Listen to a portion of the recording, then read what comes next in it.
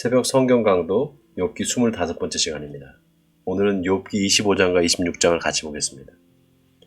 지난 시간에 우리가 욥이 하나님의 전능하심에 대해서 비판을 하면서 하나님의 전능하심이 우리 인간의 삶에 아무런 영향을 미치지 못한다면 그게 무슨 소용이 있겠느냐 이렇게 비판을 했잖아요. 거기에 대해서 빌닷이 말을 합니다. 자, 우리 빌닷의 말을 들어보도록 하겠습니다. 수아 사람 빌닷이 대답하여 이르되 하나님은 주권과 위엄을 가지셨고 높은 곳에서 화평을 베푸시느니라. 그의 군대를 어찌 계수할 수 있으랴? 그가 비추는 광명을 받지 않은 자가 누구냐? 그런즉 하나님 앞에서 사람이 어찌 의롭다 하며 여자에게서 난 자가 어찌 깨끗하다 하랴? 보라, 그의 눈에는 달이라도 빛을 발하지 못하고 별도 빛나지 못하거든. 하물며 구더기 같은 사람, 벌레 같은 인생이랴. 자, 여러분 여기 빌닷의 말을 가만히 들어보세요. 빌닷이 지금 하나님과 인간 사이에 질적인 차이에 대해서 이야기를 합니다. 하나님은 저기 우주 한가운데 자리를 펴시고 우주를 통치하시는 그런 초월적인 하나님으로 묘사를 하고요. 반면에 인간은 아주 구더기 같고 벌레 같은 그런 존재로 비하를 해서 말을 합니다. 자, 이렇게 하나님의 절대성과 인간의 그 피조성을 극적으로 대비시켜서 이렇게 말하는 이런 방식이 하나님의 그런 전능하심과 하나님의 완전하심을 높여드리는 그런 효과는 있겠죠. 그러나 그러므로 말미암아 하나님과 인간의 사이는 점점 더 멀어질 수밖에 없습니다. 지금 빌닷이 말하는 하나님은 욥의 고난에 별 관심이 없는 하나님입니다. 그리고 관심이 있다고 해도 그것을 굳이 그 욥의 소원대로, 욥의 간구대로 그걸 들어줄 수 있는 그런 하나님이 아닙니다. 그저 초월적인, 그래서 너무나 완전하고 흠결이 없어서 우리 이렇게 구더기 같은 인생들과는 가까이 할 수 없는 그런 하나님을 말하고 있죠. 자, 여기에 대해서 이제 욥이 대답을 합니다. 욥이 대답하여 이르되 네가 힘없는 자를 참 잘도 도와주는구나. 기력 없는 팔을 참 잘도 구원하여 주는구나. 지혜 없는 자를 참 잘도 가르치는구나. 큰 지식을 참 잘도 자랑하는구나. 네가 누구를 향하여 말하느냐? 누구의 정신이 내게서 나왔느냐? 죽은 자의 영들이 물 밑에서 떨며 물에서 사는 것들도 그러하도다. 자, 지금 욥의 말을 가만히 들어보세요. 욥은 지금 빌닷이 말하는 그 하나님의 전능하심과 완전하심은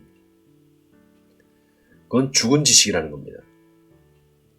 그렇게 설사 하나님이 초월적인 하나님이시고 완전하신 하나님이라고 할지라도 그것이 인생에 아무런 영향을 미치지 못한다면 그 하나님을 아는 지식이 무슨 소용이 있겠냐는 거예요.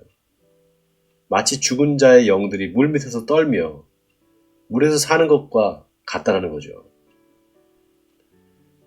자, 여기 지혜 없는 자를 참 잘도 가리키는구나. 큰 지식을 참 잘도 자랑하는구나.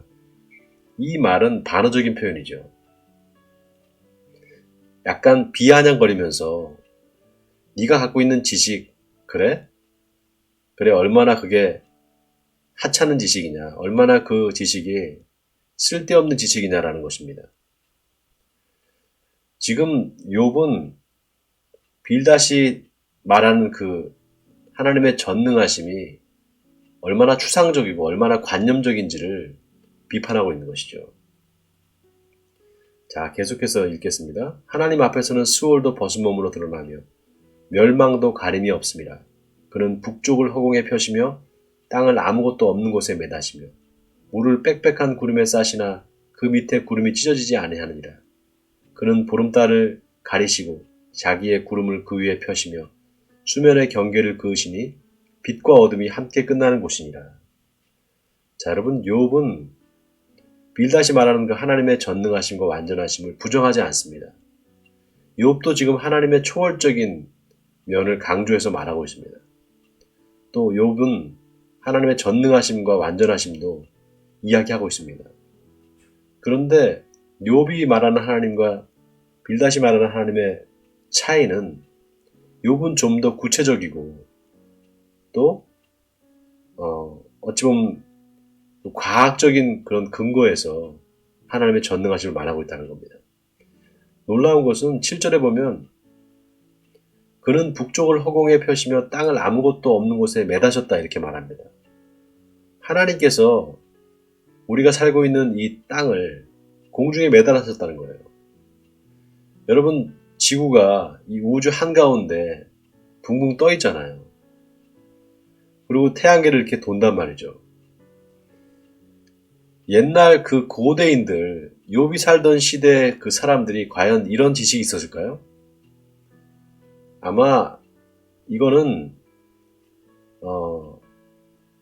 지금 이 현대 문명이 발달돼서, 그러니까 18세기 이후에 과학 문명이 발달되고 난 다음에 그 다음에 이런 말을 할 수 있지. 18세기 이전에는요, 지구가 태양 주변을 도는 게 아니라 태양이 지구 주변을 돈다고 그렇게 생각했습니다. 천동설, 지동설 여러분 아시죠? 니콜라스 코페르니쿠스가 지동설을 주장했잖아요. 또 갈릴레오 갈릴레이가 지동설을 주장했단 말이죠. 그런데 그 사람들이 중세시대에 다 잘못하면 죽을 뻔했습니다. 처형당할 뻔했어요. 왜냐하면 그 시대의 세계관에서는 지동설이라는 건 있을 수 없는 일이거든요. 다 천동설을 믿었단 말이죠. 그러니까 지금 이 욥이 우주에 대해서 이야기를 하고 지구가 그 우주 한가운데 둥둥 떠있다라는 이 말을 한다는 것은 참 놀라운 지혜가 아닐 수 없습니다. 자, 그다음 8절도 그래요. 물이 빽빽한 구름에 쌓여 있다는 거예요. 그런데 그 밑에 구름이 찢어지지 않는다는 겁니다.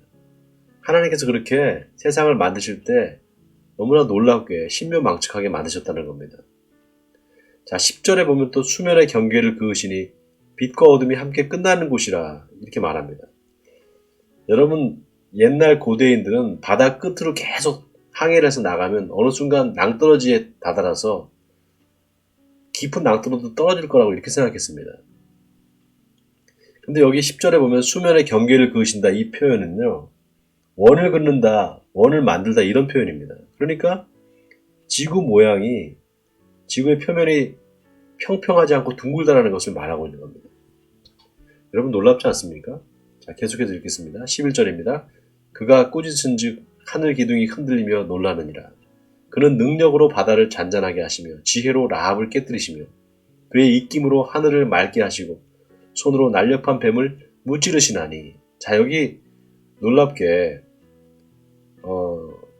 라합이랑 또 뱀이 나오는데요. 이 라합은 뭔가 하면 악의 세력을 상징합니다. 여러분, 이 바다가 굉장히 깊잖아요. 바다 속을 우리가 얼마나 깊은지 가늠할 수 없잖아요. 그래서 바다를 시면이라고 하잖아요. 그 시면을 고대인들은 굉장히 두려워했습니다. 그게 악을 상징하는 것으로 그렇게 생각했어요. 그러니까 라합은 어떤 존재인가? 악을 대변하는 그런 신화적인 어떤 존재이죠. 신화적인 동물이라고 할 수 있습니다. 또 13절에 날렵한 뱀이 나오는데 이 날렵한 뱀은 리워야단이라고 불립니다. 바다의 신이라고도 하고요. 또 바다에 사는 괴물이라고도 하는데 이 리워야단, 레비아탄을 하나님께서 무찌르신다는 거예요. 여러분이 라합이나 뱀 같은 거는 다 신화적인 세계관에서 나오는 신화적인 동물들입니다. 그러니까 지금 욥은 하나님께서 그런 신화들을 다 깨뜨리고 정말 어찌 보면 그 신화적인 상상이나 신화적인 세계관을 깨뜨리시는 하나님이시다는 거예요. 전복시키는 하나님이시라는 거죠. 굉장히 놀라운 말이 아닐 수 없습니다. 자, 그런데 더 놀라운 것은 14절입니다. 보라, 이런 것들은 그의 행사의 단편일 뿐이요 우리가 그에게서 들은 것도 속삭이는 소리일 뿐이니 그의 큰 능력의 우레소리를 누가 능히 헤아리랴. 자, 여러분, 지금 욥은 하나님의 전능하심과 하나님의 그 완전하심을 말하면서 그것이 하나님의 전부가 아니라 일단편뿐이라는 거예요. 그만큼 하나님은 광대하시다는 거죠. 그만큼 하나님의 완전하심을 우리가 측량할 수 없다는 것입니다. 자, 여기서 우리가 한 가지 욥이 뭘 말하고 싶은가를 알 수가 있습니다. 욥은 지금 빌닷이 말하는 그 하나님의 완전하심과 전능하심에 대해서 반박하면서 그 하나님의 완전하심과 전능하심과 공의로우심, 그것이 우리가 생각하는, 우리 인생이 생각하는 그런 수준을 뛰어넘고 초월한다는 것을 말하고 있는 것입니다. 지난 시간에 데우스 엑스 마키나, 여러분 기억나세요? 기계적인 신. 우리가 하나님을 전능한 분이라고 생각하고 그래서 우리의 모든 기도를 들어주신다고 생각할 때 우리가 자칫하면 하나님을 기계적인 신으로 만들 수 있고 우상 숭배할 수 있다 이렇게 말씀드렸잖아요. 똑같은 개념으로 우리가 하나님의 그 공의로우심과 전능하심과 완전하심을 이 인간이 생각하는 정도의 수준으로 그렇게 생각할 경우에 우리는 자가당착에 빠지고 편협함에 빠질 수밖에 없습니다. 하나님은 우리 인간만 창조하신 게 아니라 전 우주를 창조하신 분이에요. 그러니까 하나님의 그 피조물들인 이 세상 만물들이 다 하나님과 관계하고 있습니다. 우리가 이것을 잊어버릴 때 우리는 교만해질 수 있어요. 오늘 욥은 하나님의 그 전능하심을 전 우주적인 차원으로 넓혀가면서 그 하나님의 전능하심이 우리가 다 알 수 있는 것이 아니다. 그리고 우리는 그렇게 하나님의 전능하심을 다 알 수 없지만 그러나 그럼에도 불구하고 빌닷이 말하는 것처럼 우리의 존재가 그렇게 구더기 같고 벌레 같은 그런 존재는 아니라는 것을 반박하는 것입니다. 여러분, 하나님께서 우리를 만드실 때 하나님의 형상대로 창조하셨다는 이 말의 의미를 잘 새겨보시기 바랍니다. 우리는 피조물이지만 우리의 그 피조성이 유한성으로, 물론 하나님과의 관계에서 우리는 유한한 존재라는 것을 자각할 수밖에 없죠. 그러나 그 유한성을 자각하는 순간 우리는 다시금 하나님께 나아가는 그런 초월성을 얻게 됩니다. 이른바 유한성과 초월성의 역설이죠.